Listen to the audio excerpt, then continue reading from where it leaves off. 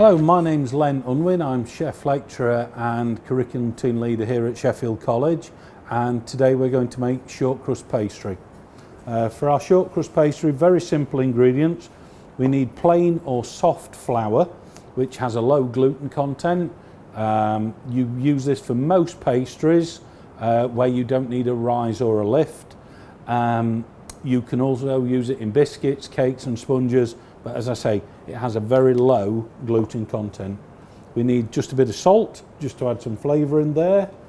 We're going to use some chilled butter, and in this one we're going to also use some chilled lard, so a very classical type of shortcrust pastry. You could make it all butter if your customers wanted a vegetarian option. So we're going to sieve the flour, make sure there's no impurities in there. Work that all the way through.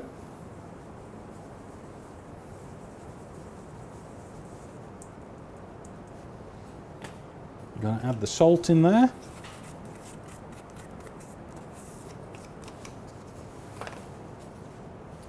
The lard, and I've used equal quantities of lard and butter. And then just give it a coat, just so everything's nice and evenly covered and not stick together. You can either rub this in by hand by taking the thumb and the finger and pushing the fat through, or the much easier method is to pop it on a stand mixer with a beater. If you use the beater attachment, it gets around the bowl and it breaks up that butter much quicker.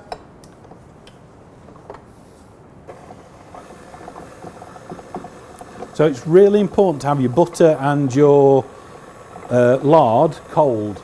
If you don't have your fats cold, they tend to stick together before you have the opportunity to put the really cold water in. The amount of cold water will vary depending on your flour, and it'll depend on your flour conditions and how it's kept. I usually work on, if I'm doing 200 grams of flour, I work on around about 50 grams of water. I find it always better to measure your water in weight than in millilitres. You tend to get a more accurate product that way. If you're using it in a measuring jug, it's not always easy to see where the level is. So I would certainly recommend doing that. So we're just bringing those together and we're looking for a fine breadcrumb stage. Another piece of machinery you could use is a food processor. Again, that would be even quicker still because the blades cut the fat in there and mixed in with the flour. And it's just starting to come together now. Shortcrust pastry has so many uses, both sweet and savoury. If I was doing something like a treacle tart where the filling is really, really sweet, I would use a shortcrust pastry on the outside, but a nice rich buttery one. I wouldn't put the lard in. I'd substitute the lard for more butter. So I'm just going to check now. So it's just starting to come together. You must make sure that you don't take it too far. If it's too far, what will happen is the butter and the fat will start pulling the flour in and you'll end up with a paste before you get a chance to put the water in. That will end up more of a shortbread type of texture rather than a pastry type of texture. So, if I was doing a small amount at home or just a small amount at work, I'd mix the water in by hand, so take it off the machine and just bring it together. Or, as I'm going to do now, you can just add a small amount. You need to be really careful with the amount of water. If your pastry has too much water content, when it bakes, because the water evaporates, it then contracts and shrinks. So you need it to just come together and effectively hold it in one piece. So I'm just now going to take it off the machine just so I can feel it by hand, because I don't want to keep adding too much water. And if it starts to come together, which this is, but it's just going to need a tiny fraction more water.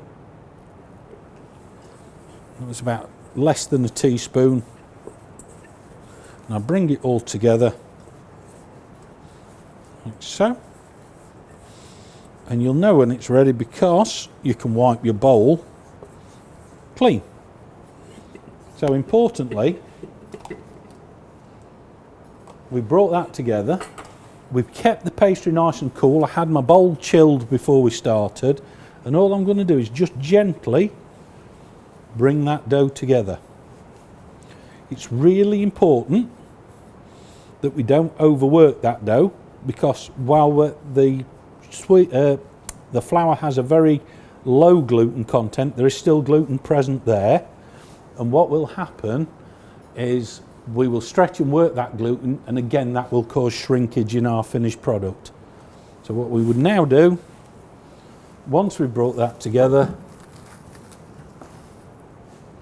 take our dough. Always try and make sure your dough is in a nice shape, a rectangle, a square and flat. The reason we do that, it then chills evenly.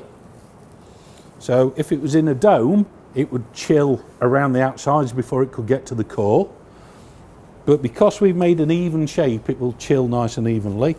And also, if I got 10 of those that I wanted to put in my fridge, I can stack them nice and neatly and organised, whereas if they were in a ball shape, they wouldn't stack. I'd need a far bigger area to store them.